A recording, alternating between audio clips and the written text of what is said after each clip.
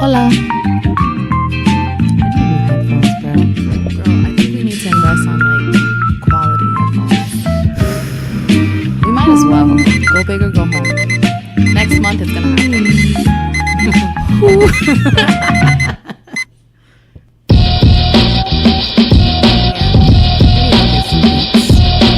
I want over-ear joints. What's up, everybody? Welcome to another episode of Sio and Rome. This is Sio. And this is Rome. And this is episode number 62. Second episode of second season. What? I mean, sixth season. Yes. Been doing this way too long to be backtracking. Sorry, I deuce. It was just stuck in my head. I'm sorry. All right, you guys, we have some special guests today. We have Idris and Lee. Welcome to the Sio and Rome podcast. Hi. Thank you for having us. Thank you. Of course. Okay, so listen, I'm just going to be very straightforward and give you guys a little sneak peek of some things we're going to be covering with them today. So you guys are a gay couple, just adopted a little one with another little one on the way. Correct. So we're going to talk a little bit about what that experience has been with you guys. And then we have you who are specializing in mental health. You being Idris. Yes. If you want to chime in on any of our issues and offer mental health advice, Please do. I fully encourage this. I want you to Sure. dissect me if necessary. I am not going to pressure you, Okay. but anything that you feel that would be of benefit to me, I am very open to that. I could use it during this time. Gotcha. Now we are going to have them co-host with us on our normal topics as we normally do, and then we'll go Yeah. ahead and ask all those questions. You know, that's one of the things I love about our show when we have guests. You What's don't just, that? because listen, when I listen to podcasts, right? She's about to say exactly what I said to you guys right before we that started recording. interview people, right?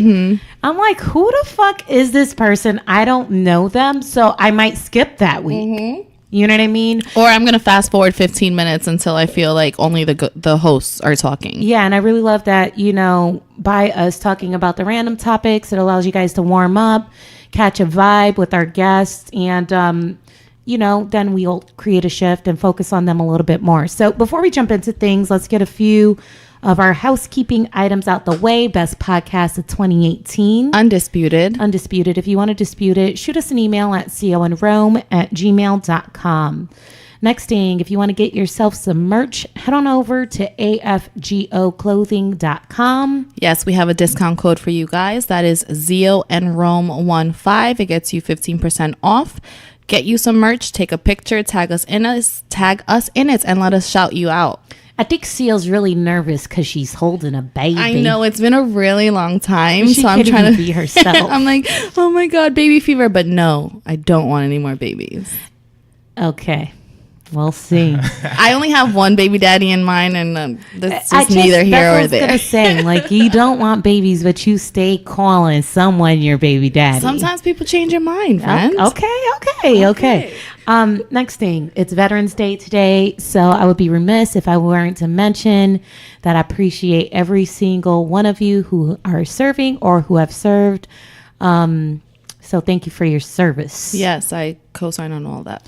And I want to give a special shout out to all the hot military guys. Oh Lord Jesus, help us all. Jesus, take the wheel. I got like one that, you know, I had to hit up today, like, hey, Pa, thank you for your service. Is this who I think it is? Maybe. And when I say service, I don't mean to the military. All right, so here's one thing I want to talk about. I feel like I've been starting the last couple of episodes talking about crushes. I don't have a crush on J-Lo, but I do feel like she deserves the crush spot of the week. She's hot. She just came out with a video with Bad Bunny. Her verse, though, fire. I don't like the song. Her voice is fire. Her verse. I was about to say, what? No. Her voice is definitely not fire. She was just like, you know my name. Like, I'm just looking at her like, it's good and it's bad. So here we go. She literally said, all y'all niggas that come try and step to me talk a big game and you only ever last 2 minutes. That's the gist of what I got. All I have to say is that she's a vampire. When I look at J-Lo, it makes me feel like I need to get my life together. How old is J-Lo again? Isn't she like turning 50. Yeah, about saying I'm 50. I think she's my mom's age. And she's mom like the turns Spanish 50. Halle Berry. Yeah, she is. And Yeah, she is. I just feel like she makes me reevaluate my life every single time that I look at her, which is the reason why I choose not to consume her music, why I don't have post notifications on. It just depresses me. And we got a message from Joannie about this. Yes. Would you want to read? Do you want to read it?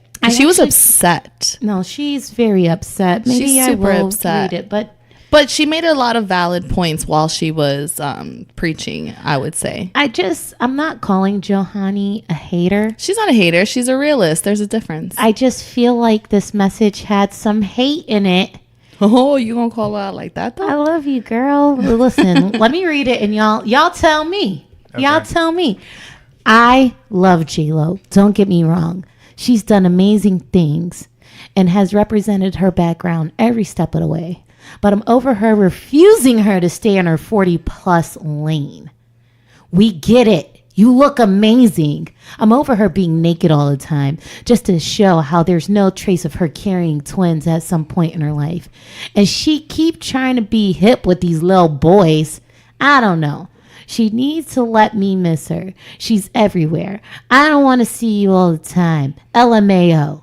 She needs to chill out for a good minute. Do her shit on the low. I'm just saying. She's mad. She's Hater. mad. Yeah. That's all I hear. She's real is mad. hating. Super mad. I love you, Johnny. I'm not calling you a hater. I'm just saying, like, I feel you. Like, I want to know from you if the reason why you feel this way is that it causes us to be like, yo, what are we doing wrong? No. How can I be like her? I can't. I don't feel that way because I feel that it inspires me to want to be that way when I'm 40. I mean, most people look at me and they're like, you're not 33. You have a 13-year-old? What the fuck? It's like, listen, embrace all that age and how you look at this point. I feel like every time that I find myself motivated by J-Lo, I'm like, get like J-Lo or die trying because it might not happen. Wow, really? Yeah, I just don't feel like I'm ever going to be on that level unless I do a little nip tuck. You know what I'm saying? Do you think that that's all natural, or do you think that she's had a nip tuck? I don't know. That's I a mean, real I think it's question. natural. if think it's been- natural? If there's I think been it's some natural. nip tuck, Twins, though, in that body? Money. if there's been some nip tuck, I must say that it looks very natural. Yeah, I need the name of her doctor. Yeah. Okay. Okay. So, following that, I just want to say this. I started off my week being very intentional in not being an angry person anymore. I want to say that I received some feedback from the last episode, and it seems like people are genuinely concerned about my well-being, I mean, do you blame them? in which I appreciate. Oh, okay. Noted. In which I appreciate. Here's what I want to say. And this is just in general for anyone who has mental, like they're stressed, they're angry, they're depressed. I feel like a lot of times those issues arise when you feel uncomfortable with yourself. Or in a specific situation. I feel like when you feel like you can't be yourself or you're just like confused, then all this nastiness comes out. Is that where you feel that you're at? Yeah, Okay. for sure. Let's ask the mental health professional. What is your Like, actual Idris listened to title? it. So currently I am a mental health therapist. Okay. I am pre-licensed for my license in clinical social work. Nice. Yes. So he can definitely tell us that we're fucked up. Yeah. No, generally speaking, when people are upset, angry, or anything like that, I typically just try to let people know that, look, you're entitled to how you feel, and no one should really say to you, oh, well, why are you always angry? Why are you upset? Or you shouldn't feel angry. That's my biggest pet peeve because, All feelings are valid. correct, you should never tell anyone how they should feel, basically. Embrace how you feel. If you're angry for a reason. Something triggered you to be angry. For sure. The key, though, is how do you express that He's like, anger? keep going, keep going. Do you feel like anger is also an underlying feeling of fear? Because I've heard that before. Yes and no. Okay. So for most of my experience is working with kids, so at-risk youth, juveniles, adolescents. So when they're angry, their anger is being expressed because they don't know any other emotions to express, especially boys. Boys are quicker to get angry even when they're depressed. So you have a lot of boys who are at school. The teacher may say, oh, he's always angry, he's always upset. They may say, oh, he probably has ADHD or something like that, when likely they're just depressed. They just don't know how to express that sadness. So the behavior that you end up seeing is actually just them being angry because they don't know how to tell you, oh, I'm sad about XYZ. Expressiveness is not there. Correct. Well, This is great because I have a note on this. well, here's the thing. I spent some time with my ex-husband yesterday. Shout out to him. You know what I mean? Like, yo, good person on his own journey, doing his thing. We're keeping it mature and cordial and respectful to one another. But I would be lying if I were to say that I'm not angry with how our relationship ended for me. Because you are. I am. And I don't want to cry, but Are you going to Why cry not? again? because, man, this is so bad. Because she's been crying the last couple episodes, and I've told her it's okay for you to feel that Yeah, way. you You bottling should. it up is what's making you angry. The best hate thing for this. you to do would be to cry because the longer you hold it in, the more you're going to spaz out. Yeah, on but I'm people. thinking about the listeners, man. Don't nobody Who want to fucking listen. cares? Don't nobody want to listen to no I'm just crybaby. concerned about these old women around here. I don't want you spazzing out at them. Yo, I'm not gonna do that anymore. I'm not gonna do that anymore. But I didn't think- think you was wrong. You sounded like me. yeah. Yo, she was definitely in the wrong. She was definitely in the wrong, but I need to practice self-control. Don't co-sign with them ever. Like, you know. I feel she was in the wrong, but I felt like I should have had self-control. And for those of you who missed out on the story, check out episode number 61. Yeah, it'll tell you a lot. No, here's why I'll say that I'm mad. I'm mad because I feel like I worked really hard throughout this relationship, and for it to end the way it did, it hurt me. Second thing is that it hurts that I ended the relationship trying to take the high road, and I still didn't benefit from that. But that's right now because you're stuck in this anger. How do you know that you haven't benefited from it? Maybe in the long run, you'll see that this is exactly the way this was supposed to play out. Because we decided to get divorced in August, and it's November. So you think that that's supposed? You think that you're supposed to know that in a few months? I feel like I should at least feel some sort You're of bugging. relief. I still have things that I don't know about my childhood that I'm like, I'm still so angry about that. Yeah, man. And I'm dealing with a lot of new emotions. Yeah. And trying to meet people. So dating has been really, really hard Yeah. because it's like I feel so afraid to share like Your situation. my health issues with people. Yeah. You know what I mean? Like I talked about this, I think, on the last episode. Yeah. But like this week, I had someone ask me out for dessert, which was cool. But when it came down to actually doing it, I could not do it because my anxiety was just like, oh my God, like I can't deal with this right now. So I don't know. I think I need to spend some time alone. That would be a good idea. I think I need to spend some time alone. And my gut keeps telling me that I need to take a trip And by that's okay. myself. Eat, pray, love, friend. Eat, pray, Yeah. love. Or I need to go take a trip to where I know there's something very desirable waiting for me. Oh, Lord Jesus, help us all. Either I felt way. like I got her groove back. Hey. Yeah, so I just have to find the time to do it. I think being alone is important. I think that Yeah. there's a lot of people that like jump from a relationship into another one and they don't realize how you're actually hurting yourself. I love to take the time to myself between relationships.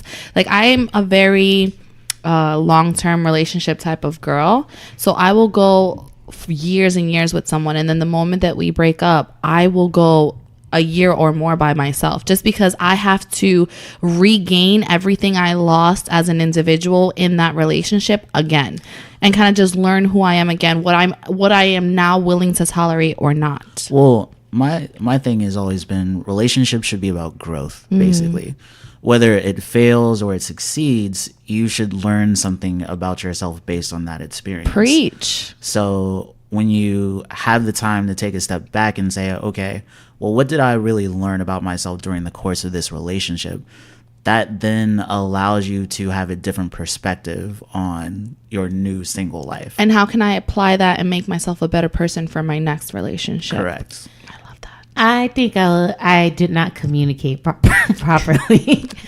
When I say alone, I wasn't talking about relationships. I feel like I need time, like, alone. Like isolated from the world? Yes. Like monk type shit?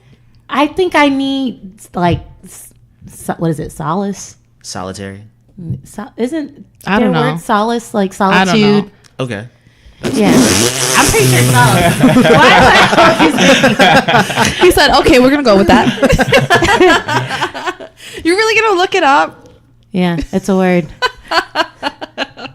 I can't. What does it mean? but it's not. It's not correct. It's not what I wanted. It's solitary.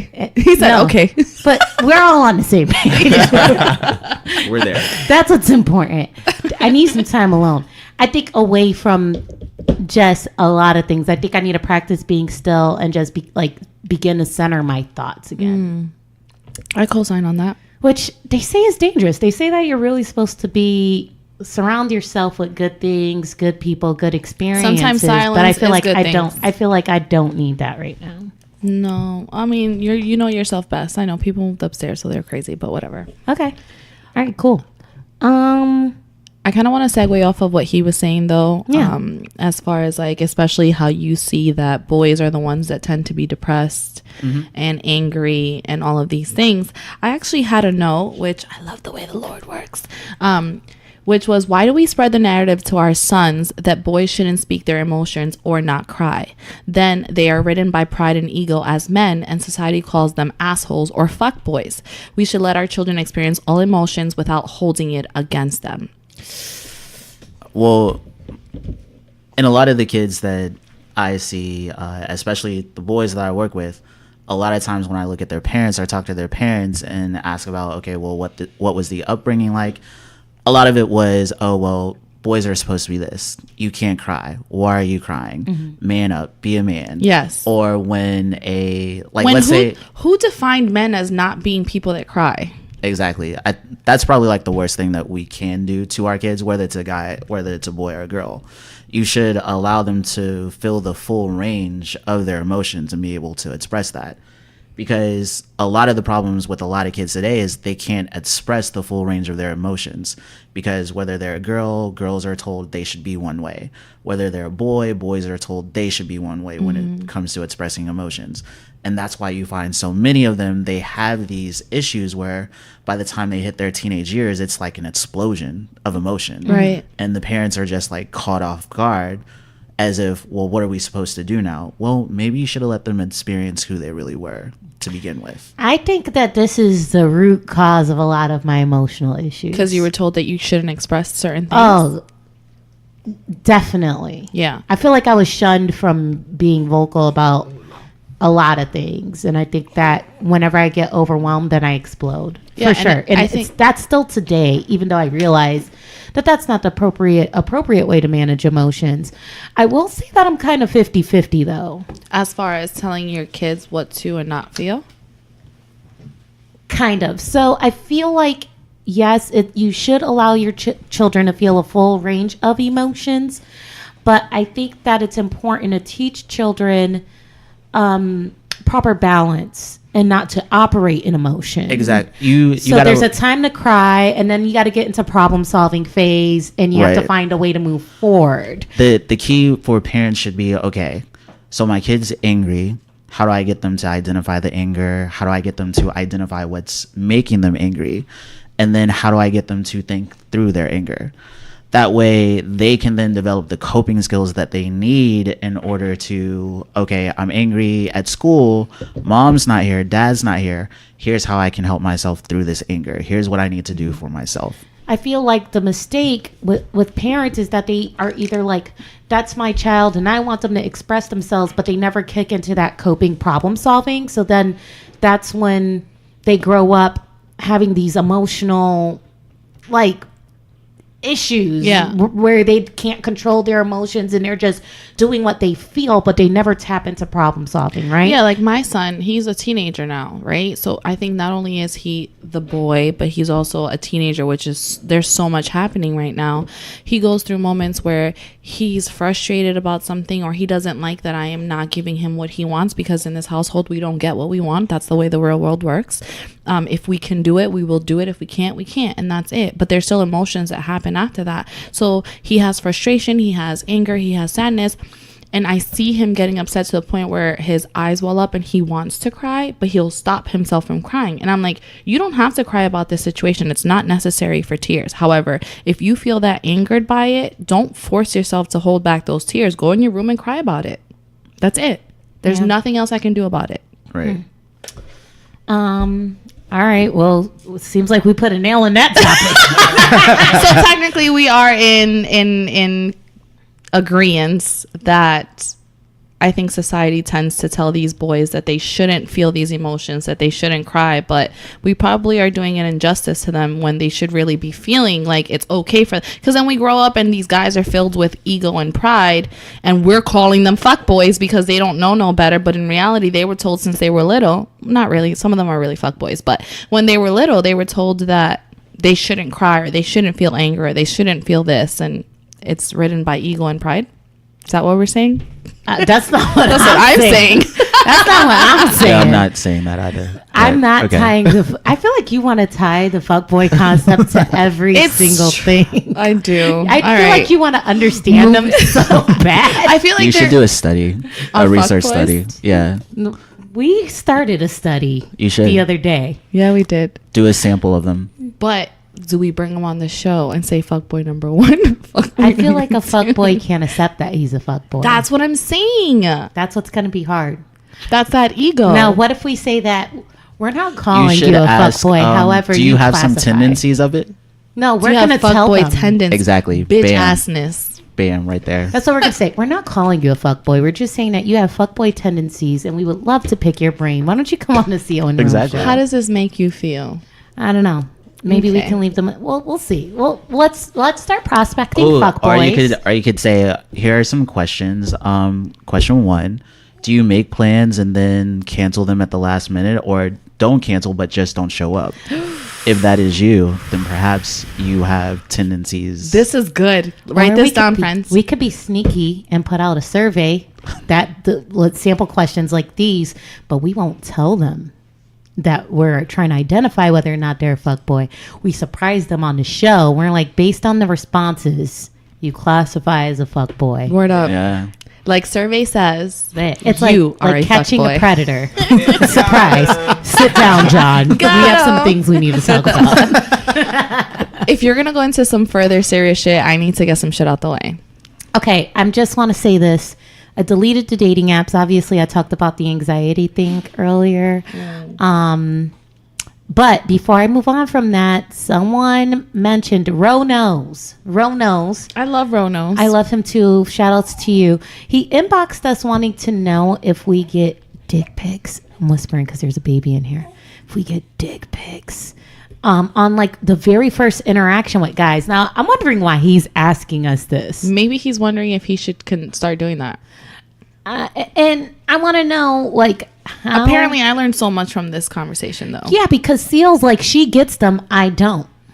Yeah, but Rome's like, I don't get them unless it's like deep into a conversation. Perhaps they'll slide it in there. Or you said that unless you request it, right?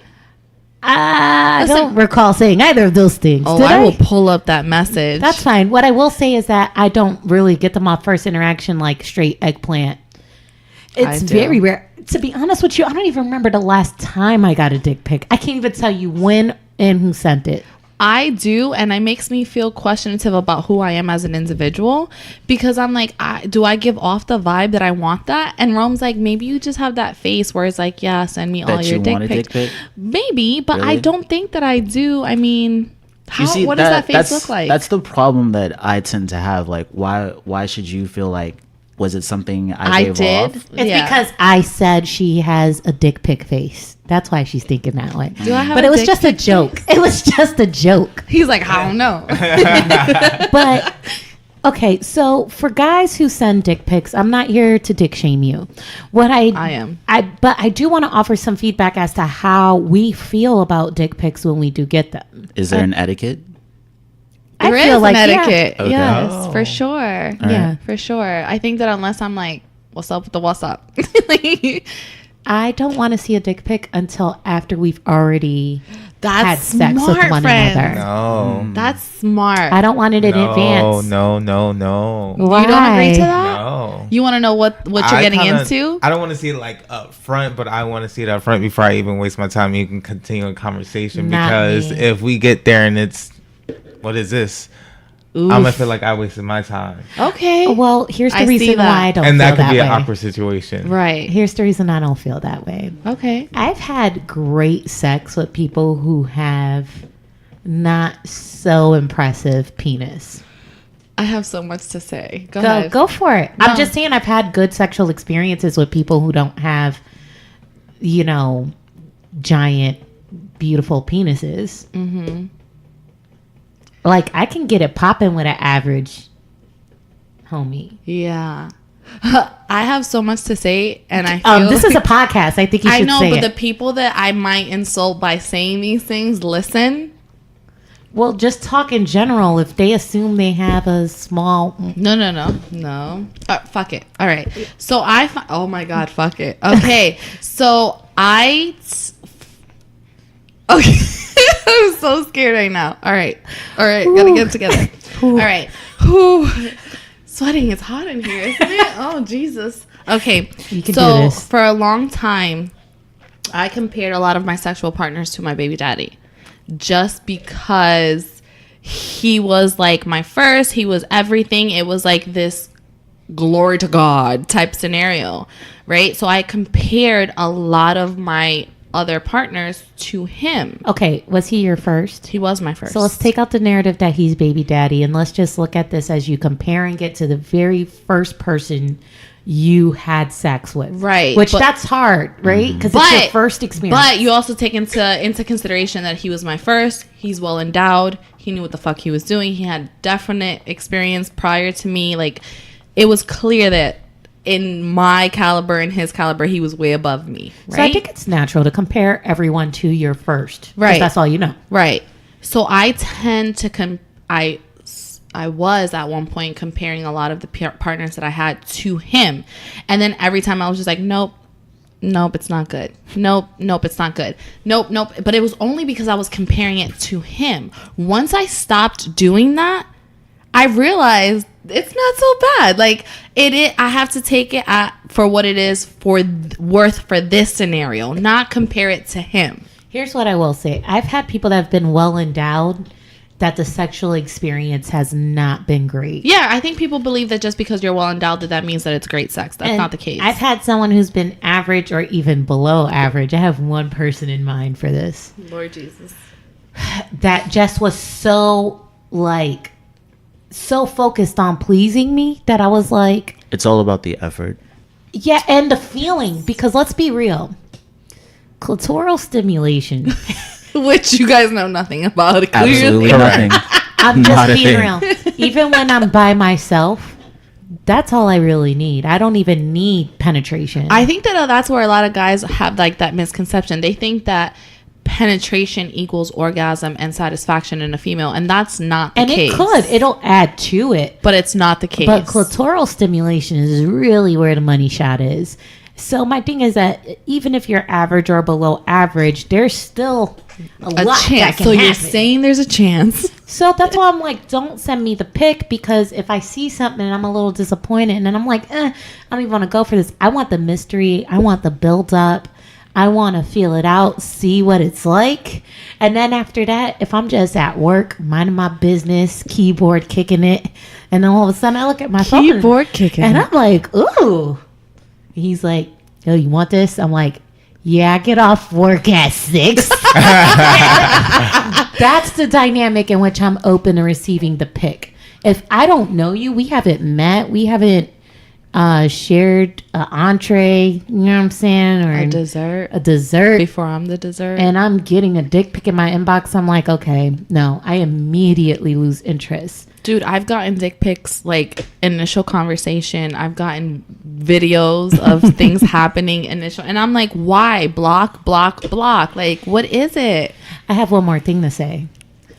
I want you guys to get it out of your head that just because you got a nice little package, that's really going to do anything. Because not. if your face and like if you're not an attractive person, You don't even don't have to- think Correct. a nice picture of the eggplant's going to override everything else you got going on. It's a vibe. The But whole even thing so, is a vibe. like, I've You're come right. across guys that are not what I would typically find attractive, but I'm just such a personality girl. Like, I've met dudes that are, or girls for that matter, that are not that cute, and then like we interact and I'm like, I love your personality, you are so fucking cute. Oh, for sure. Like, I'm that girl. Everything down to mannerisms is Absolutely. got some jokes in there. Yeah. Like, what's going on? I gotta go beyond the photograph. For sure. And that's what makes the dating apps hard. So you want to get into something unserious, correct? Yeah, I All want right. to talk about something that you're probably gonna not want to discuss, or maybe I'm not. I don't know. Okay. Go for it. All right. Sorry, I was reading a message, but we went out Friday night. Oh, yeah. Yeah, we did, Yeah, we did. and we went to Jerk Hut. Have you guys ever been to Jerk Hut? Which one? Which one? The one Downtown. in Franklin. Yeah. Yeah. Okay. Caribbean night. Yeah. So we went. Yeah, we've gone Friday night. Yes. Yeah. So we went, Yeah, and we when did. we first walked in, it was kind of like a live show type thing. There was two people that were singing on the Live mic. performance. Yeah. Yeah, performance. And dude, the older dude, I gotta give it to him. He was so amazing. For those of you guys who don't follow our Instagram page or Snapchat, follow us because you'll be able to see what the hell we're talking about. But he was so on point with his singing. Anyways, my friend, After the live performance. after the live performance, Let's be clear, because I don't get it popping during live musical performances. she doesn't get it popping during live performances, but let's just say that she was hella live herself, because I've never, usually when we go out, I'm more of the like crunk on the dance floor, getting people's attention type of chick. No. That's a negative today, sir, because Rome was so lit that I was literally like, who is this person? Like, do I even really know you? Let's just say there was a chair involved. Oh wow. And you know how Caribbean men dance, they tend to get very aggressive while they're Yeah, they do. We can dancing. show them the video. We if can you show want. them the video. They tend to be, do you have it? You have it. I don't know if it's already deleted. Oh, I Oh, do you have saved it. it. I did save it. So they tend to be really aggressive. It was and- a dance hall thing going on. Oh my God, I have to show you guys this. And let me just start to defend myself. No, time out. Oh wow. Oh. She's living her best life. Her facial expressions, Oh, okay. though. Okay. No cares. She said, "I'm here for this." Who is this Oh, person? wow. Who is this Are person? you okay? Did she jump off the chair, make her hands slap and touch Yes. back down? Yes, I don't know my friend to be this person. So when I'm seeing all of this, I'm like, Oh, she out here living her best life. Okay, so first of all, I've invited Seal to go to Miami Carnival with me on numerous occasions. Yeah. And I feel like she's had trouble catching me in the Caribbean element. Like, that's where I feel, Most comfortable? yes. So there's two things that get me lit. Salsa, but any type of dance hall that has like soca, reggae, Afrobeat. Afrobeat, anything like that, it's like I can't control myself, okay? And Clearly. I don't think we've ever been to a Caribbean thing together. Have not. And I don't think that I realized that you were going to be seeing me this way for the first time. Uh-huh. And it feels weird because we've been friends a long time. But yeah, this is how it goes. You were so lit, though. One thing that I can definitely say I got is a like, lot of numbers. one thing that I can say is She that turns How's into that? Sasha. Sasha Fierce, baby. I think that I loved seeing you in that element, though. Like, I was so okay. Like, people were coming up to me asking me to dance. I was like, no. I'm watching my friend. Please relax. Like, I was so okay with like just sitting back, watching her in her element, seeing her so like excited. I'm like, I love all of this. We will be coming here more often. Yeah, I want to do more Caribbean nights. Yeah, I loved it. But I just want to say that is the view I like to see you in. I also want to talk about Caribbean men for a moment. Okay. Do either of you have a Caribbean background by chance? No. No? Okay. So I was just wondering if you could co-sign on something I was about to say. Maybe they can. Maybe. What I find with Caribbean men is that the body standards are different. I feel like American standards are like, okay, you know, she can't be overweight. She's got a pretty face. We don't like the natural hair as much. Whatever, whatever. I feel like with Caribbean women, they're like, okay, girl, I like all this weight right here. Yeah. This is good. The more natural, the better, it seems like. Mm-hmm. It's just so different. So I feel like if I go to a Caribbean spot, I'm the shit. I go to American Social, I'm so overlooked. How the fuck do you I don't think you give yourself enough I don't credit. get approached as much. Whenever we go to Gaspers, I don't get approached. Okay. It's not a problem. Yeah, she's right. I get It's it. a different culture. The culture, it's just different. It's just different, dude. And I don't know. I feel like the music was what initially captivates me in that audience. You know what I mean? And I just think the whole like concepts of Caribbean celebration is so like, I feel like we all could learn so much from it. Absolutely. I feel like a lot of people don't even understand what Carnival is about. It's Right. about celebrating the independence from slavery. Mm-hmm. And the reason why they dress up in the costumes with the feathers and such, and they call it playing masquerades, playing mas, is because the slaves, especially under French rule, used to watch their owners go to the balls where they would wear the masquerade masks with the feathers. So once slaves became free, they were like, we get to attend the masquerade now Therefore, they would do the same thing. because they're free. And so playing mass, wearing those costumes is kind of like the representation of us attending the masquerade. And then Juve, which is another celebration that usually happens before Carnival, you see a lot of mud, paint, powder. It happens in the middle of the night. It goes on till 7, 8 o'clock in the morning. Yeah, I don't got that. Ooh. I don't got that built in me anymore. And the reason for that celebration is because it represents slaves who were trying to escape from slavery, and they would camouflage themselves in mud, dirt, all these different things so they can make it through the night during that escape. That makes sense. So that overnight party represents that. And I'm just like, you know, they take time out of every year to celebrate this. I know we have Juneteenth, you know, but I just feel like being half naked and dancing and drinking rum punch is a little more fun for me. I don't know. I'm with you. Maybe He's we like, should- no more. Yeah, I'm about to needed get a be said. babysitter. Let me know. Next I'm one, I'm there. gonna let y'all know. See if y'all want to join in on the fun. Seriously, that would be dope.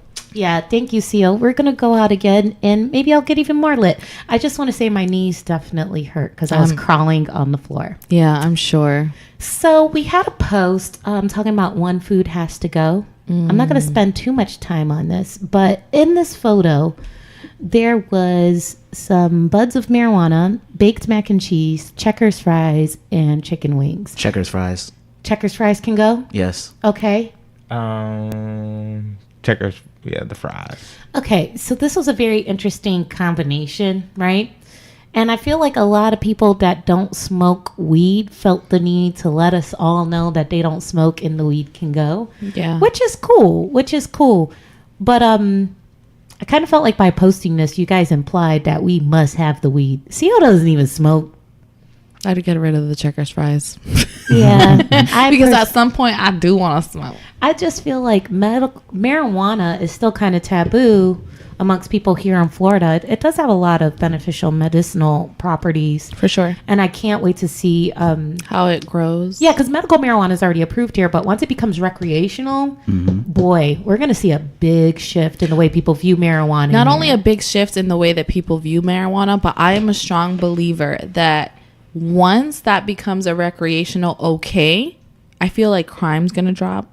Yeah. I feel like so many other things that are like law written are gonna drop because Well- people are just gonna be mellowed the fuck out. Well, you also have to look at the history of anti-marijuana legislation. It's rooted in racism.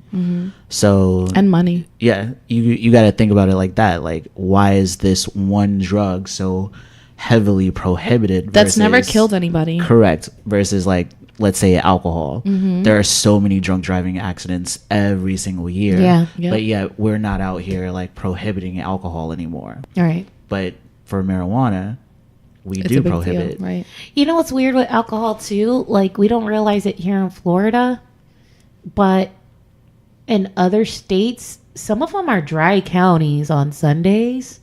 And after certain times, I just be out in like Valdosta, Georgia, trying to get a bottle of wine, and they're like, "No, it's Sunday." Well- I'm like, I can't get alcohol all day. We took like a friends trip to DC one year because I did undergrad in Virginia with some friends. We didn't know that in some parts of the DMV area it's dry. So Sunday came, we're like, okay, let's Gonna go get a get bottle, lit. let's go get lit.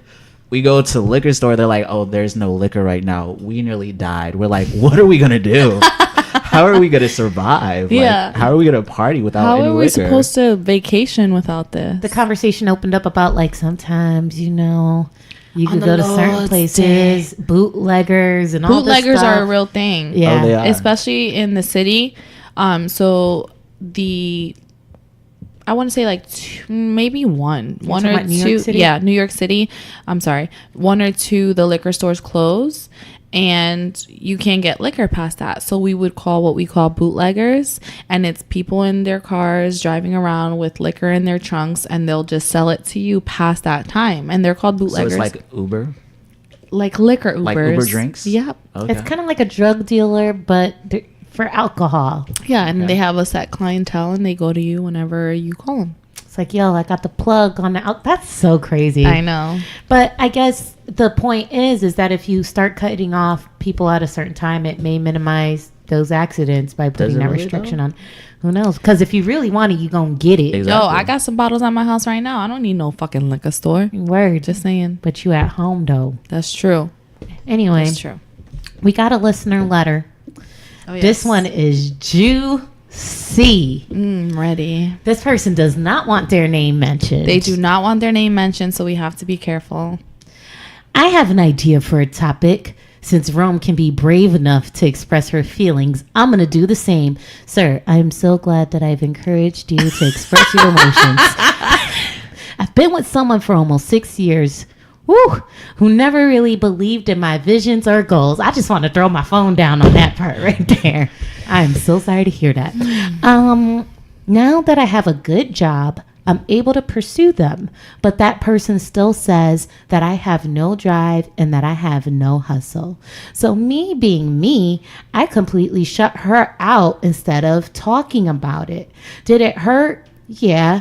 Am I pursuing that goal? Fuck yeah. She shuts down any idea or goal that I want to pursue. So my question is this. Do I stay and work it out, or do I leave and be happy? Woo! I want to answer this, but I'm Time gonna out. wait. Yeah, let's see what they think first. You leave and be happy. You leave and be happy. Why so? Even if you've invested 6 years. If I invested 6 years already and you still put me down after 6 years, It's time to go. it's time to go. Mr. Idris. I would just wonder if he communicated with her first, and if he communicated to her like, okay, well, this is my passion, this is what I want, and this is what I believe in, and then yet she still decided, okay, I'm still gonna shut you down every single time, then yeah, I agree with Lee, like he should leave. However, if he didn't communicate anything, Is it your fault? it's not necessarily his fault not to communicate, but relationships are about communication. Church. If you cannot communicate, you can't have a relationship, plain and simple. So he pretty much wasted 6 years of his life. So would you suggest for him to communicate at this point? And if he still feels the same otherwise, then he can just go on and be Correct. happy? If he feels like he's done everything that he can to communicate to this woman that he's with, that, hey, this is who I am, this is what I want, this is what I want to go after. I would love your support. Exactly. If he's done all that and still is not getting it, then yeah, go ahead and leave. But if he hasn't taken those steps, then he owes it to himself to at least give her the opportunity to say, hey, I heard you, but I still have my perspective of this. He's just gonna be my new best friend because he makes me a better person just by listening to him. Okay, what do you think, friends? 3 things. Got it. 1. First of all, I don't want to be disrespectful to your lady. I don't want to be disrespectful. Sorry. But what I want to say is this. Even through the most difficult times in my life, I feel like one of the easiest things to do as a woman is to be Speak of the devil and they shall appear. One of the easiest things to do as a woman is to be a nurturer. It's supposed to come naturally. And my thing is that even in my relationships, when my partner has expressed certain passions, dreams, ambitions, even if I see homies just fucking around doing a bunch of research and never actually getting started, I'm your cheerleader, because whether or not you start your dream, I got my own dreams and passions. I'm on Sunbiz. I got bank accounts. I'm pursuing my thing. So my thing is like, I know how hard it is to be an entrepreneur and to actually turn a dream into reality. So it makes me less judgmental of my partner if they're having that struggle between idea and manifestation. So I feel like just the fact that you have dreams, I think that that's exciting. And I think that by me speaking down on your dreams, it's going to only make it more difficult for you to feel the confidence you need for you to get that dream off the ground. So being that she is so comfortable expressing that she feels like you ain't shit, I feel like that's an indication that there's something wrong with her. Either she doesn't feel good about herself, either she doesn't have things going. I feel like there's some maybe issues she's dealing with and she's projecting them on you. And you know what? There probably is something going on with her. However, to be fair, she probably sees life a very particular way.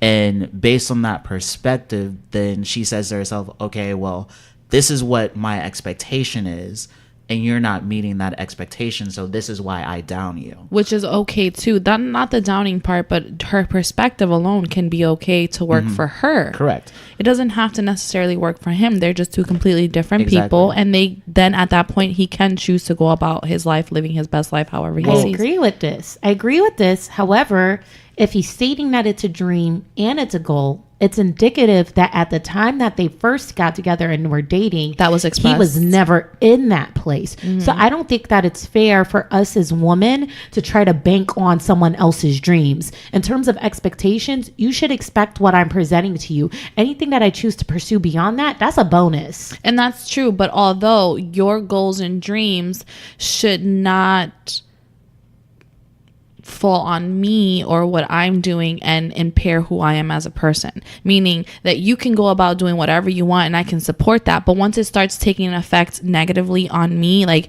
money short, or we're not doing what we're supposed to be doing and what we agreed on originally, then I have the right to speak on it. I guess my point is this: you work at Burger King, we start dating, I'm feeling you, dick's on point, everything's going right. You say to me, my dream is to become a pilot, right? And I'm like, ooh, yeah, pilot bae.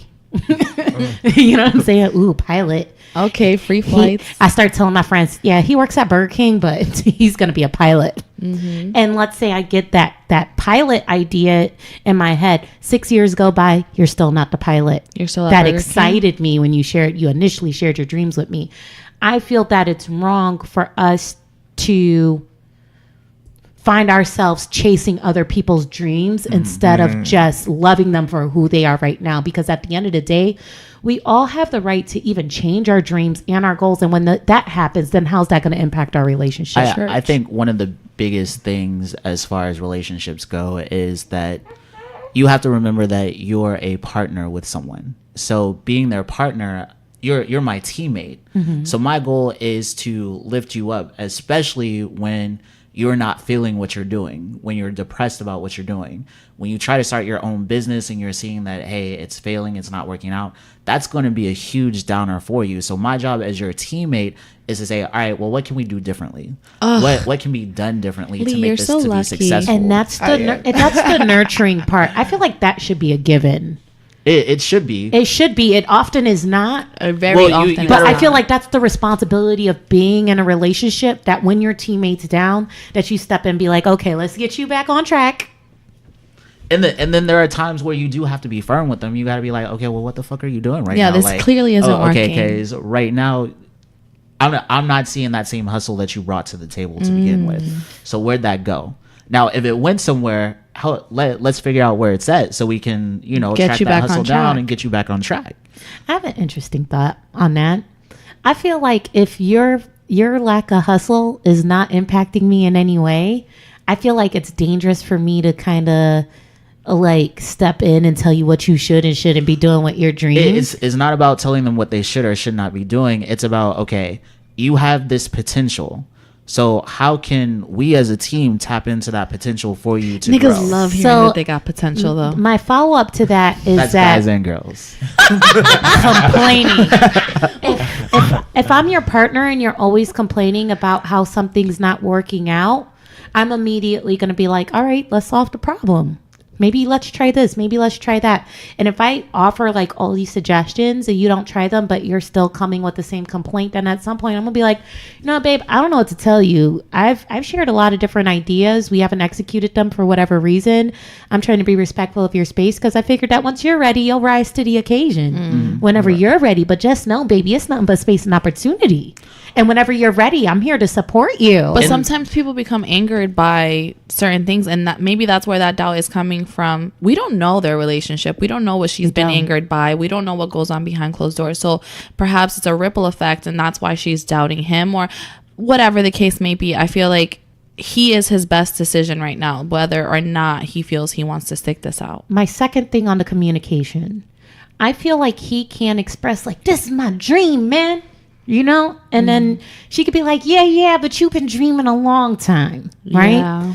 I think what's important in the communication is like, listen, this is my dream. I do acknowledge that I've been talking about this a long time and I have failed to get this off the ground. However, I just want to make you aware that when you doubt my dream, it does either hurt my feelings or it makes me feel a certain way. And I don't want to get to a place where I start to resent you because you're not supportive of my dream. So my hope is that whether I'm successful in getting this off the ground, if we could both work on being supportive of one another, I think that that'll make things a lot easier in pursuing my goals. And I think it'll make us stronger as a unit once things actually do get popping, because I want to be able to look back on this and look at my lady like, yo, she's been holding me down from the beginning, and I think that needs to be the dynamic of the conversation, letting her know how your doubt makes me feel. That is true. I think that's to go for full circle to what you were saying, which is he needs to address that to begin with. Exactly. Right. But we got to unpack that thing called communication, because communication is very general for a lot of people. People always forget that the most important thing about communication is not what I'm saying, but what you're understanding. Because I could say so many things to you. I could be articulate. I could be eloquent in how I present it. But if you're not understanding what I'm presenting to you, then my communication has failed. And that is not your fault necessarily either, though. It is not my fault necessarily. That's why I have to seek understanding. Which takes me to level 3. To make sure that you understand my communication. Phase 3. This is where sadistic Rome comes in. Oh, Lord Jesus. Y'all may have heard this on the podcast before, but if you don't hear me, you gonna feel me. You feel me? So I hear you. I've talked to you. I've told you. I shared my most intimate, vulnerable self, my dreams. I told you how your doubt has made me feel. You still doubt me? That's fine. Watch me work. You just start to dial it back. Now, 6 years is a long time, so I'm not going to just up and leave. But I want to create enough space where Shorty's like, oh, shit, he's really doing him, and he don't seem to give a fuck whether or not I support him. Right. But how do you have a healthy relationship if people are just going to say, you know what, I'm going to just fall back. I'm gonna just do me. I'm gonna just work on myself. I'm not going to continue to put in the same effort, whatever. Then how do you have that successful relationship? I think that's where we're at. But Everyone's you've tried so the focused on communication. But did you ask? Did you say? But at hey, that point, I think what he's saying is that it's time to go, right? yeah. If you've done the communication, if you've asked, if you've been effective in your communication, all of that, Then don't and fall she's back. still- Just leave completely. I like, if I put years in, I try to soft exit first. Oh no, it's like you need a hard exit. Really? There's no point in a soft exit. this all sexual when there's. I'm just like, you know what? She ain't supportive of my dreams. Let's say there's kids involved, whatever the case is. This is what I'm going to do. Next time we eating dinner at the dinner table, you cutting into a big juicy ass steak. Be like, hey, babe, I forgot to mention, next Saturday, I'm going out of town because there's this big conference, whatever. I'll be back on Monday, but we can FaceTime in the meantime. You know, just out here pursuing my goals. No, That's what I'm doing. And then when I come back, she's going to be like, oh boy, he's really doing it.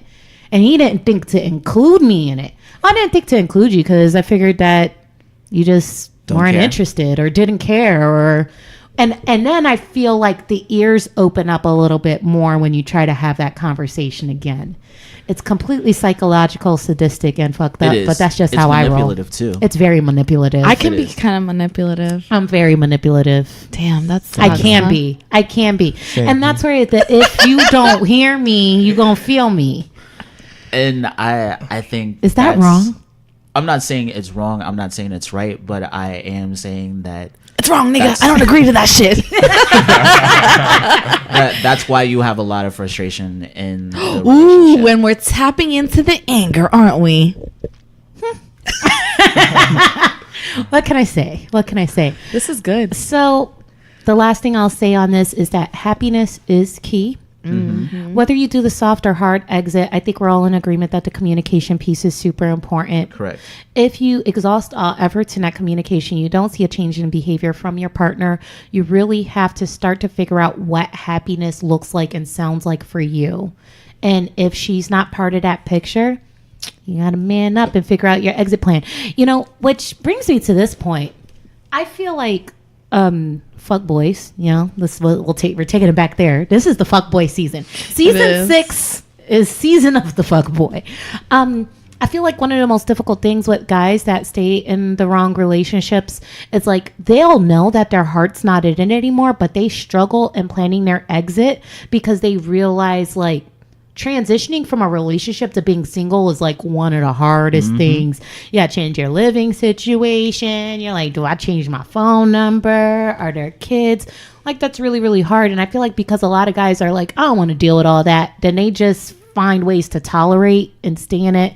And that's how they start cheating and doing all these different things because cheating is easier than packing some boxes and moving out. But then that's how when you turn things toxic, basically. When you stay knowing that, all right, well, I'm not in this, I'm not feeling this, I don't have that same, I'm not getting that same sense of love, and I'm not putting out that same sense of love.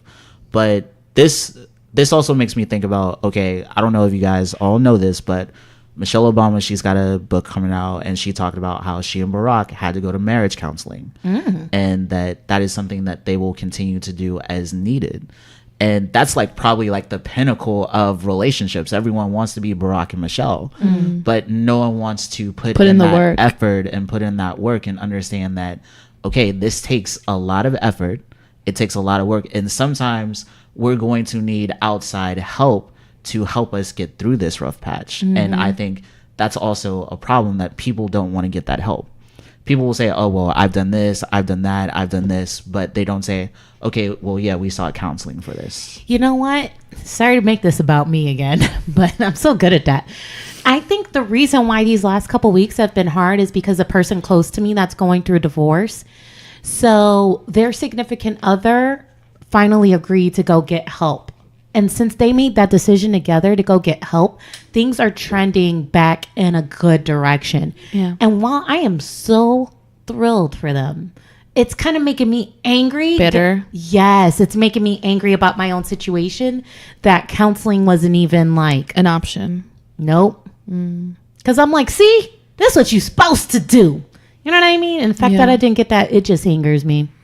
But I'll get over it. But because you maybe have been willing to do that, but the other person, like, you're not at fault for that. The other person wasn't willing to do the counseling. They didn't bring it to the table. So it's like, how can you really hold yourself accountable? I'm going to hold myself accountable for being manipulative, because you fell back. Could have been like, oh, okay, you don't want to be with me anymore. Can we at least try counseling before you leave? But my own ego and my own manipulative mind and being like, oh, I ain't going to try to be with somebody that don't want to be with me. So I just let it go. If I really wanted to fight for the marriage, I could have been like, please, let's at least try counseling before we get a divorce. And I didn't push for it. But I feel like if I would have had to push for it, it would have made me feel weak. Yeah, it would have made me feel like full circle on your kid. And it would have always put a thought in the back of my mind is like, I only want you here if you want to be here. You know what I mean? Like, and now I already have this indication that you don't want to be here, and I just don't want to deal with it at all anymore. Yeah, that's that pride and ego, though. Yeah. Mm-hmm. So I don't know. It's a weird thing. But back to the listener letter. I would say that if you are going to leave, don't throw that idea out there unless you're really going to do it and you're going to go about it the right way, because it's a lot of people that talk about leaving and then they end up staying and they end up doing this toxic thing that Idris was just talking about. Right. No bueno. No bueno. Communication is key. Do you have anything else? You know what? That's it, man. All right, let's get into our peoples here. So, again, we have Idris and Lee here, okay? They are a very loving couple. How long have you guys been together? Ooh, like 6 years. Oh, 6 is the magic number. Oh, congratulations on that. So, you guys have just adopted your first child. Well, we're in the process of the adoption. Okay, and we're going to call this baby Jay, who's 2 months old and who's been well behaved.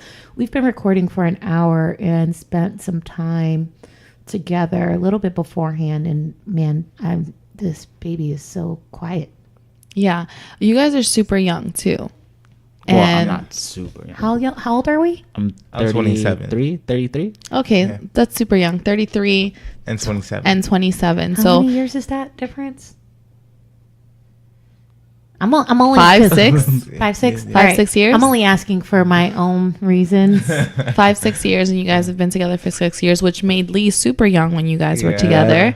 And I think it's awesome to see the growth in wanting to become a family, because let's be 100%, it is a little bit difficult as far as stereotypes come with the LGBT community and raising families and having this stereotype and perception from the outside world. What brought this on? What made the deciding factor of like, let's be a family? Oh, we came to that determination so many years ago. So many. Yeah. Yeah. Okay. 4. Oh, wow. Almost 4 years ago. Okay. So it was just a thought 4 years ago, like, okay, well, we want to have a family. What would that look like? How would we do it? And then around after the 4 years, so 3 years ago, we took the first step, which was connecting with the local adoption agency here in the county. And then from there, it's like you go to the parenting classes, and that was, 9 weeks? Yeah, that was 9 weeks long. 9 weeks worth of parenting classes, background checks, a home study, all of that. And then that brought us to this point where we are now 3 years later. Oh, wow. one It step was a closer. whole process. Yeah. Oh, it was a very long long process. For someone who's considering doing the same thing, what resources, like, did you guys start to peruse a bunch of resources and have trouble figuring out the clear steps, or are the steps a lot clearer now, having, being that Gone you guys through have them. gone through them? Mm-hmm. Because I wouldn't even know where to begin. I think we were a little bit lucky since I've worked with kids. Okay. I have experience with child welfare issues and those agencies, so it was beneficial for us because there were coworkers I could always tap into to say, hey, how could we get this? Or hey, do you know what we can get for whatever?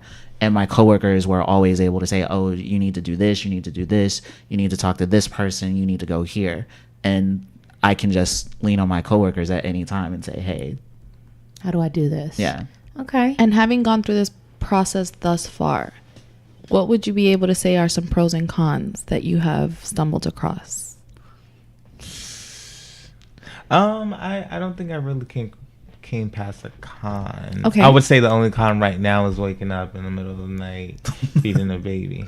It's an adjustment. Yes. It's I would say the adjustment is a con. The pros, I want to say it has made me grow up even faster, and it makes me look at things through a different light even faster. Like things that I would have tolerated 2 weeks ago to now I'm not with it. So it definitely adjusts you, and I mean I think it's been the best thing for me. So it was a blessing in disguise because it has made me grounded almost. Yeah. So what you're saying is that if someone were to try you at a flea market, He's still gonna go I'm off. with you. I'm going all the way in. As long as the kids aren't with us. If the kids are with you, he's gonna let it go. Okay. See, that's probably going to change with time too. I'm just saying, you guys are new parents, or maybe not. Maybe I'm just ratchet. Who knows? No, he's definitely a ratchet. Baby, go stand over there. Daddy needs you to go stand right there. In the beginning, I'd be so like, you know what? My child is here. I'm not going to let this, take the best out of me. I'm just going to let it be. Now, my kid will be the one telling me like, Mom, just let it go. And I'm like, no. Sometimes people out here gonna try and get you, and you're not gonna let them get you. But I mean, listen, I'm always ready. I'm trying. Yeah, this one goes 0 to 100 real quick. Yeah, over everything.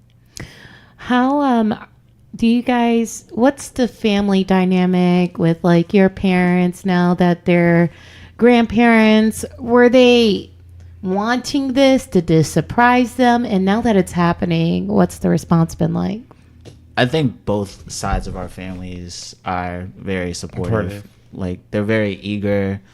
They love when they have a chance to be with baby Jay. Or we had the baby reveal.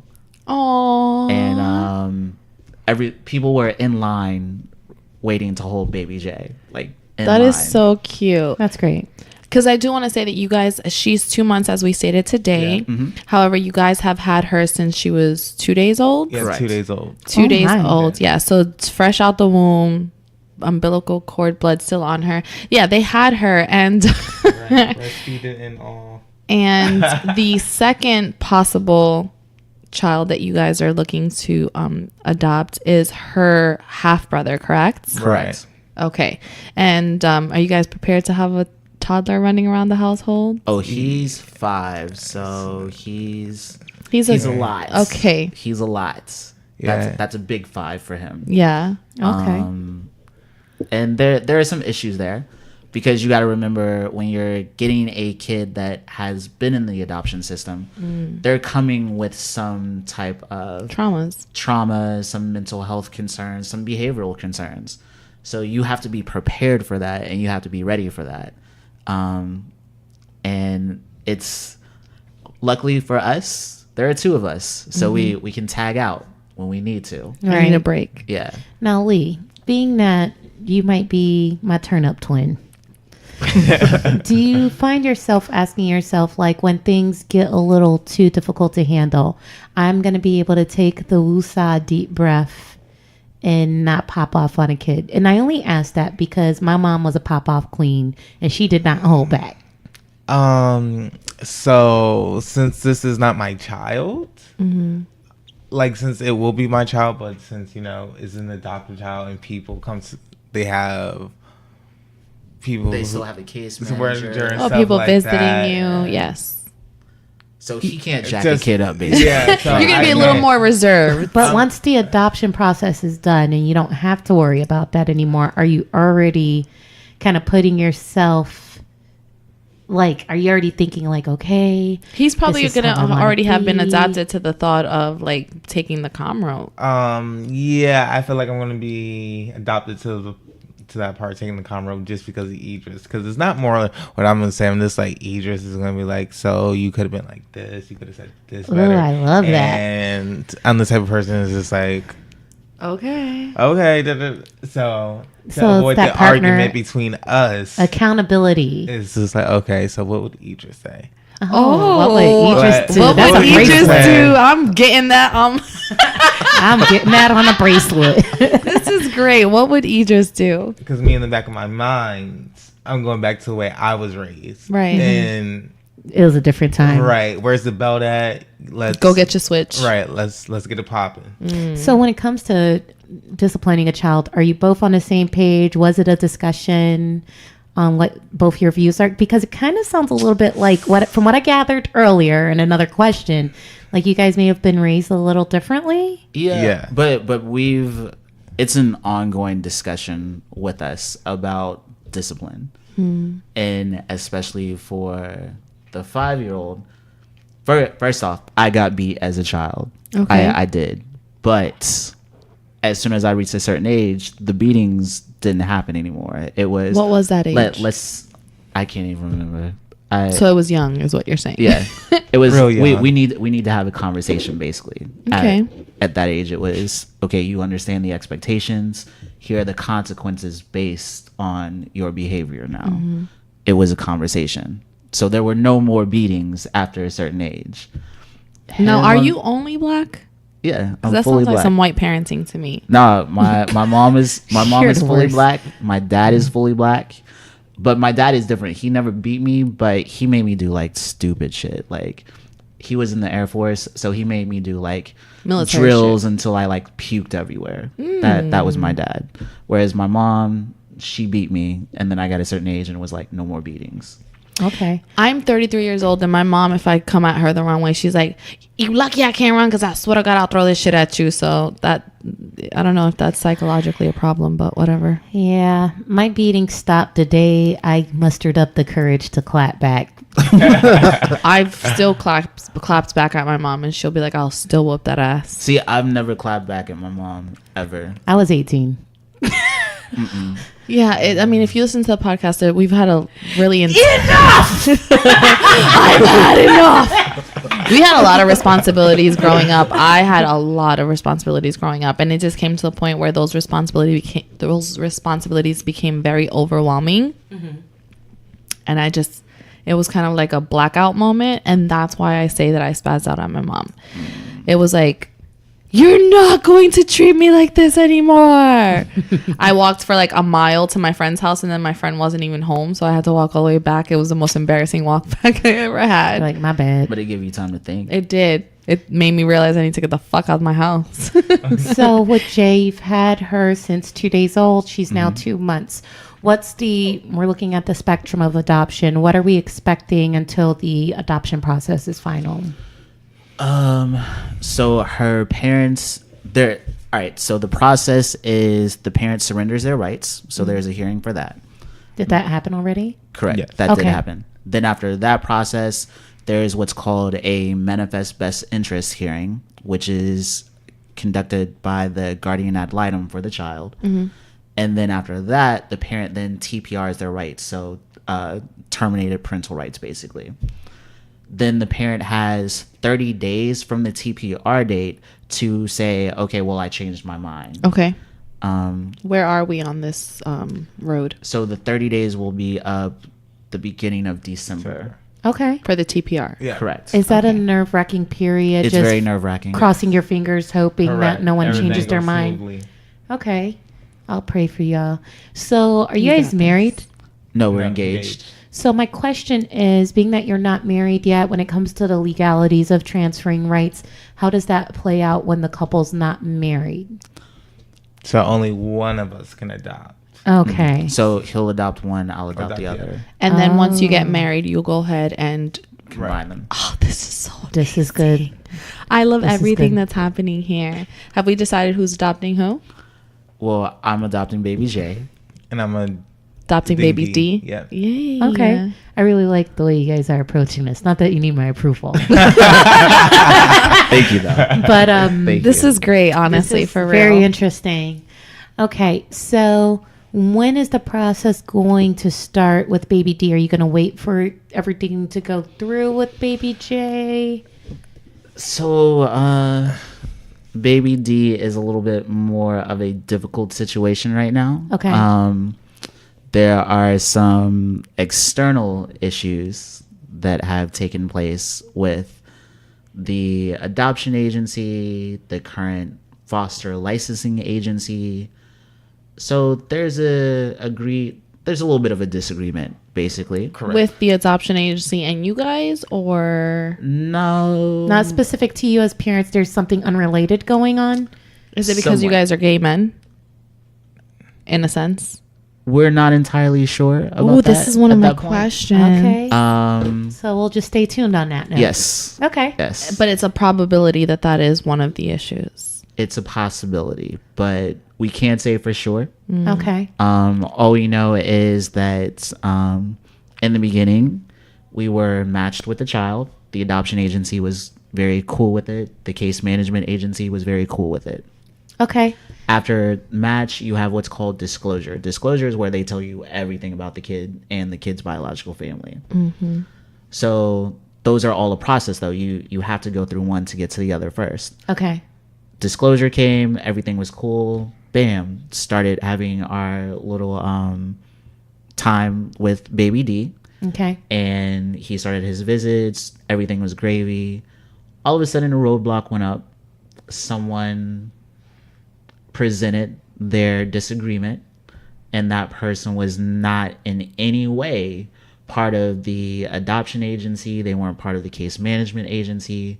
They weren't at the match meeting. They weren't at the disclosure meeting. Okay. I think Is I'm it- reading between the lines. Is it here. someone affiliated to Baby D? We cannot dig? He clearly doesn't want to get into details. I get it. I'm just trying to. We'll talk about it after. I think I'm reading between the lines of what's going on Okay. here. Okay, so let me wow, this is intense. So I think that like totally screwed up my next line of questioning. Here's what I will ask. In terms of baby D, because he's older, how many homes, do you know how many homes he's been in so far? He's been in more than 2 different homes. Okay. And then are you at liberty to discuss, and if you're not, just tell me no and I'll move on. Are you at liberty to discuss the dynamic of the biological Mother. mother and why she is not the parent, active parent in their life? I'll be very broad. Okay, about that's it. fine. So the biological mother made the correct decision to say that she cannot parent this child. She Okay. cannot meet the needs of these children because she has several children, Okay. and all of which are no longer in her care. Okay. Okay. So she's had her battles. She's had things that she's struggled with, and understanding that, she said maybe the best choice for my children is for them to be with someone else. And there's also the biological father of baby D, who's also had his struggles and so forth. So he made the decision to also terminate his rights as well. I love my friend. Sorry, go ahead. So I didn't hear this as being a requirement in the process for you to become acquainted with the biological parent or parents. Do you have the option to elect that at any part of this process?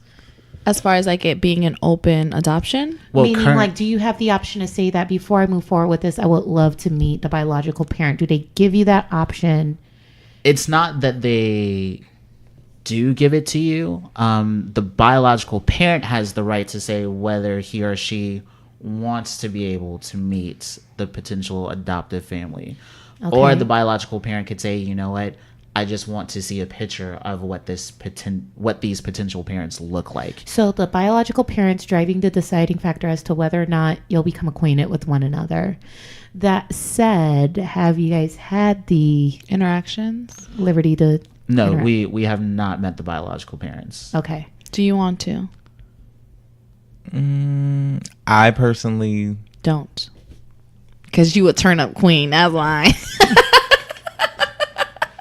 I personally, I don't know. I mean, I don't know. I think I would feel some type of way inside if I met them. Because you feel like they've given these kids up? No, because I feel like these are your children. So I just feel like maybe I would be overprotective and was like, oh no, like I So get you it. can't enter it with an open heart. Right. And Yeah. so, Theo, if you were in a situation where you were to adopt a child, would you be interested in meeting a biological parent? To a certain degree, yes. Like, I don't want to become friends with you, but I definitely want to know, like, what type of person you are. Maybe I'll see things in you that I'll eventually end up seeing in these kids, and I'll be able to understand it a little bit further. So that's the way that I would look at it. Well, also the thing about the disclosure meeting is that disclosure meeting goes over absolutely everything about the biological family. I was just going to So say, I want a full rundown and report. You get but a I full don't wanna medical meet them. history. Mental. You get a full mental health history. You get a full criminal background history.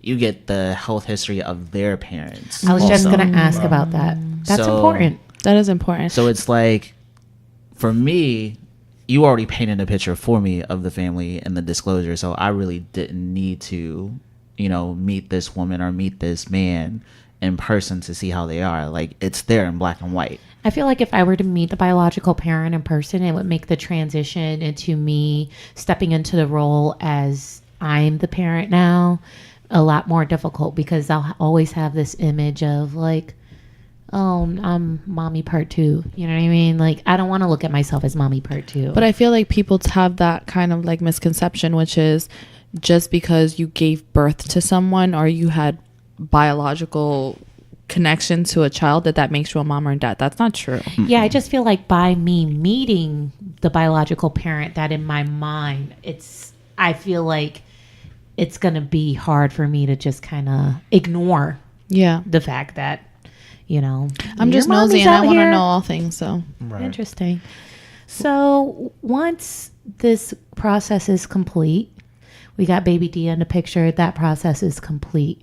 What are some of the things that you guys are looking forward to as parents, and slight changes that you feel are going to start to happen once you know you're in the clear? any set plans? I think I'm looking forward to making lunches. Like, okay, alarm off 5:30, maybe 4, like maybe 5. I don't know. Okay. I'm getting lunch ready for him. Dropping him off at school. Those small moments. Okay. What about for you? What changes do you see happening from the time that this is pending to the time that it's official in terms of behaviors? What are you looking forward to? Ooh, wow. That's tough. Because we understand that it's going to be a rough transition for baby D.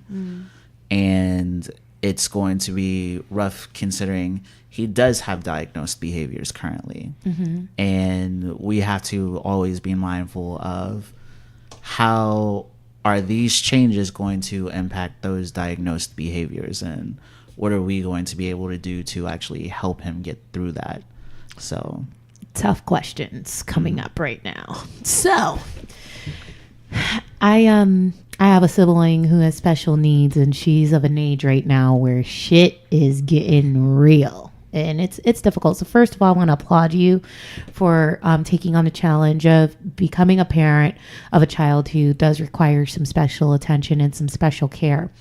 I feel like because there's a biological connection between both siblings, that it feels good to keep them together. But how do you overcome the challenge where most people are like, you know what, I want picture perfect family. I get that this is her biological brother, but I like that whole selective process where we're like, okay, let's just take on the kid that doesn't have the behavior problems, and then hopefully someone else can handle this other part, because that's hard.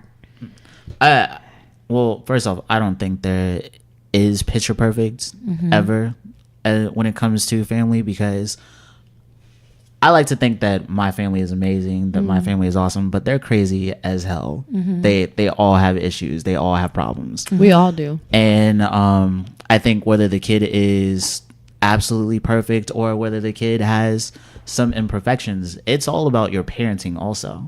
Because your parenting is what will help that child to be the best person that they can be. Right. So if you're looking at it as, okay, well, this child is broken, then you're only going to parent them as a broken parent, pretty much.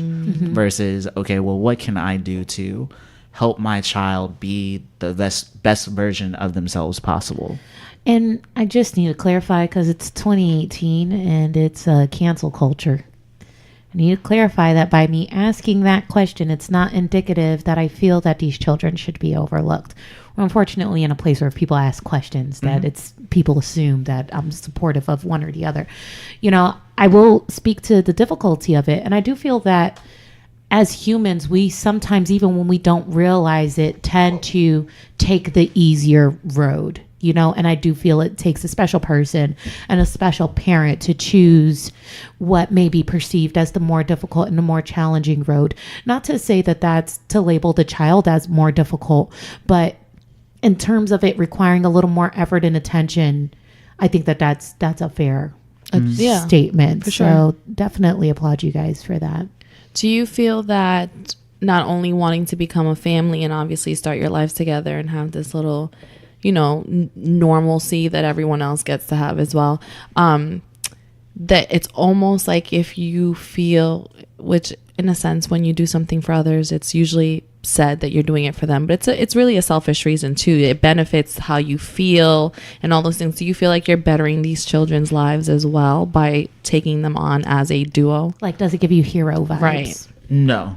And then that's a good question. And I think everyone should always take the time to evaluate their motives, because there are a lot of people that do go into adopt children because they do want to save them. Correct. And that savior complex ends up just destroying the parenting skills, and it ruins that child. I look at it more like these children will better us, not the other way around. I fucking love them. I'm sorry. Go ahead. Proceed. But yeah, That's awesome. I feel like with anything, just like with relationships, parents are in relationships with their children, and that's what a lot of parents fail to remember. Preach. Being that you're in a relationship with your child, you have to understand, well, what can I do to strengthen that relationship versus, oh, you need to do what I told you to do. Word. Like, no, well, okay, well, what's going on here? Right. Did you have a bad day at school? What was Let's was talk the about issue? it. Yeah, I think that in addition to people not acknowledging the relationship dynamic, you know, you have parents that feel like children are entitled to a certain level of respect because they're a child. And I feel that that's dangerous. It is. Because you're teaching your child not to expect a certain level of respect. However, my mind is like all over the place. The relationship piece is important. I'll just move on from that. Let me ask you guys this. What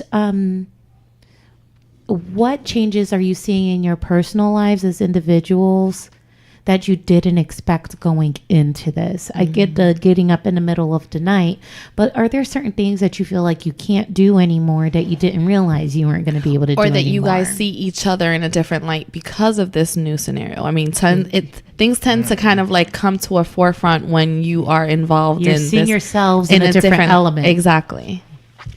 Like Daddy Idris and Daddy Lee. It's like, I don't know this person. You're new to me. I would say we're more serious, Okay. and I feel like the old fuckery could never happen or anything like this because we have children now. Okay. Because we've been together for 6 years. We've been through some things. So it's just like what used to happen could never happen now. So I want to say I feel like this coming in, I want to say that's different. I see that we're more serious and like this is a more serious thing. So do you feel like it's grown your relationship to Right. a new level? Yeah, and I feel like that we have grown to another level because now this is another obstacle. Another thing that we can't do anymore or change. Sex doesn't happen. Since Like- baby came in the picture?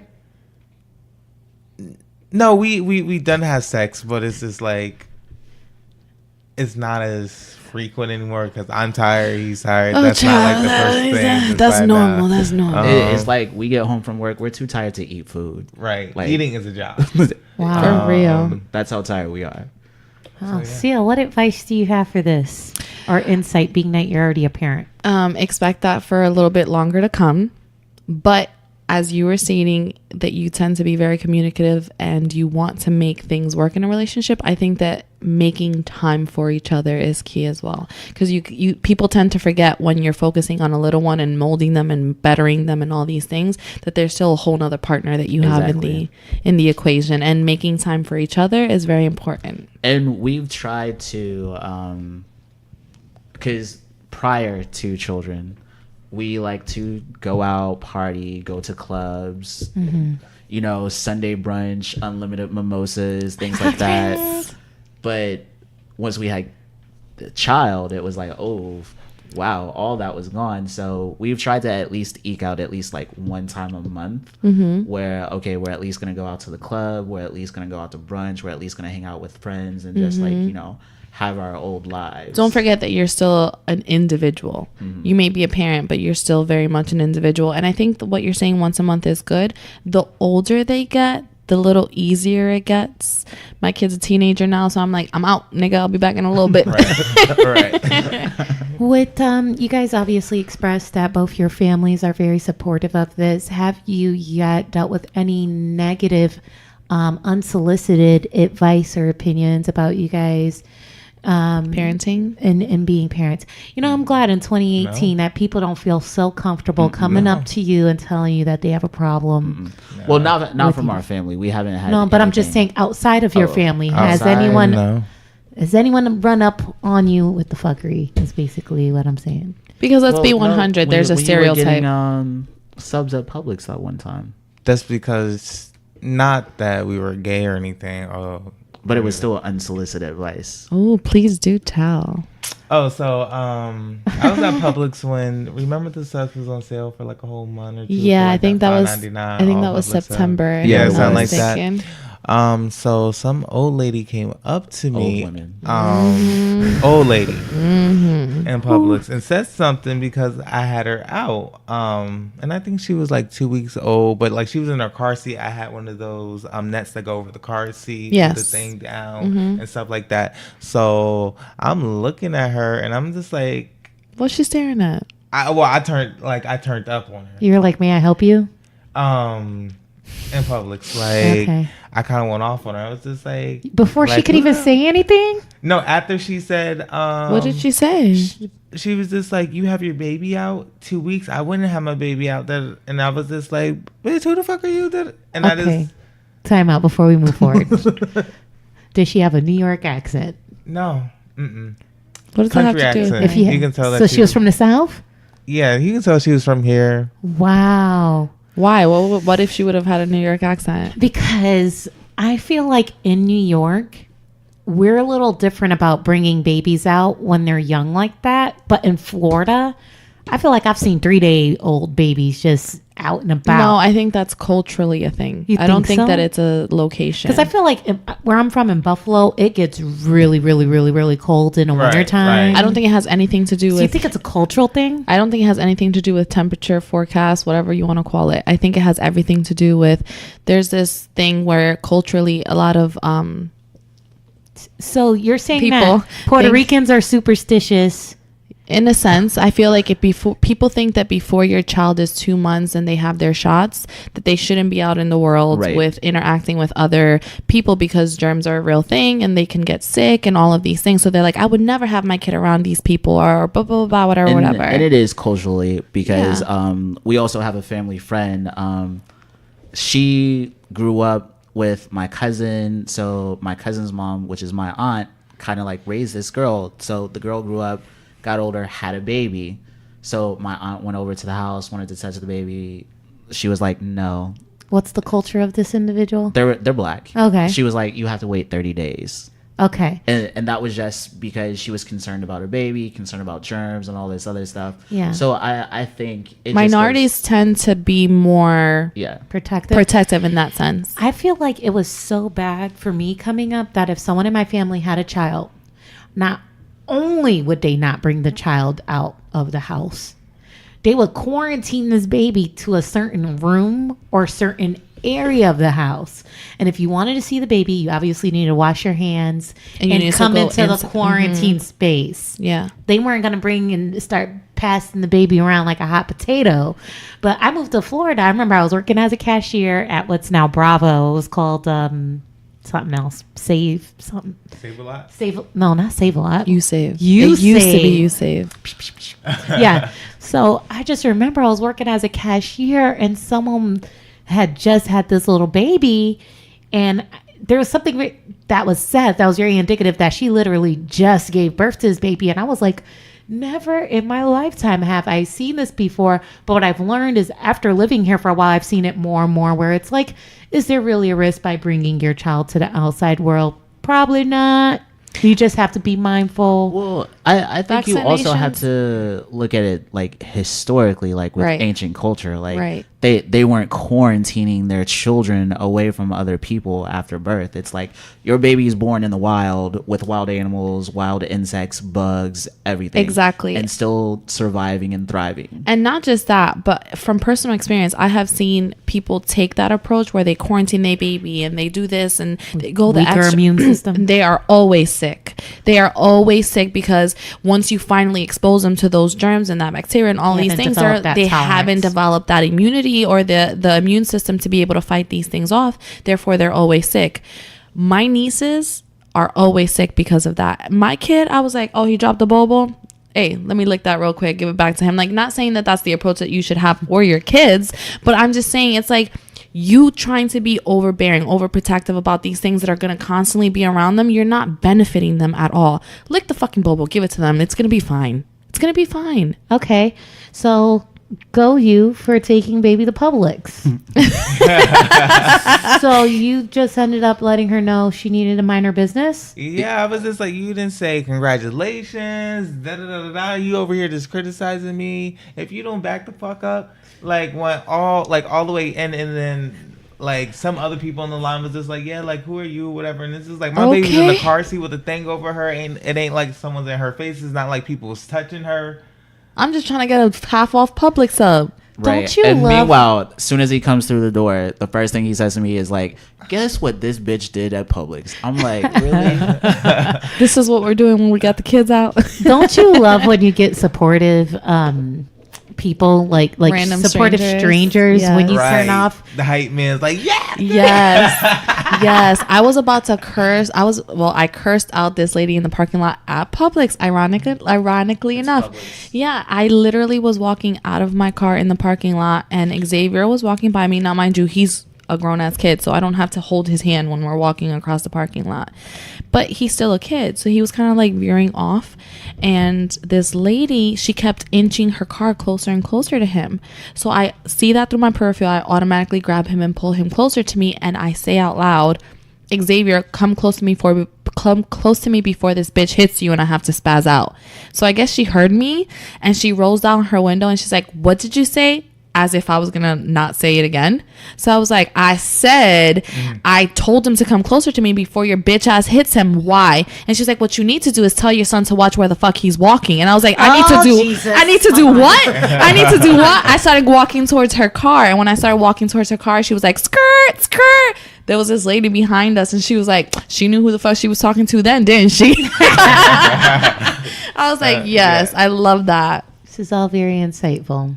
So you guys have been awesome. Thank you for coming with us Thank and you. explaining Thank the you. process for anyone out there who's probably interested in looking into, adopting kids, a lot of mental health concerns that people may have nowadays. And I want to stay tuned on how this all plays out. yeah, Like, maybe we may have a follow-up episode and see how everything plays out for you guys. Yeah, and see how you guys are doing. And I didn't know the baby was going to be here. Whether or not the baby would have been here, I think we should have got you guys a gift as new parents. Oh, no, No, that's cool. no, Are you guys going to have like a baby shower or something Well, like we that? had a baby reveal. We had a baby reveal. So during the Can we follow-up get invited episodes, to the next thing? Well, actually, I think you were invited to the baby reveal. Were you not? I was? I don't think I was.